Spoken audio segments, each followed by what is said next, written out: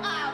Diba? Sabi ko naman sa'yo lahat ng entertainment, kayang-kaya ko yan. O, sige, ano pang hinintay natin lahat? Alam ko naman gutom na kayo. Kaya naman, kain na na! Sige na, pila na, o. Ito, o, plato. Sige na, o. Kuha na, kuha. Go, go. Sige na po. Sige na, pila. Sige, kain, kain. O. Di ka pa ba nakakakuha? Sinilit ka na doon. Sige na, go.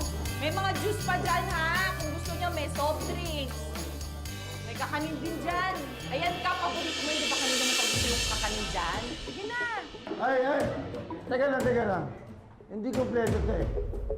Nasaan yung lechon? Ilabas yung lechon! Saan nga? Ayan yun! Naglakad mag-isa yung lechon? Di ba wala sa opisina sa baba? Hindi, pinaakyat ko na yan kanina pa eh. Ha? Ano? Ilabas nyo kayo lechon! Asa yung lechon? Martin! Ha? Ilabas nyo! Martin! Nasa lechon, ha? Martin! Ano? Hindi! Ilabas nyo nasa lechon, eh! Ha? Tumigil ka nga, nakakahiya ka! Ha? Martin! Lechon! Hindi na pinati! Anak! Ikaw ang salpado ng lechon! Nasa lechon!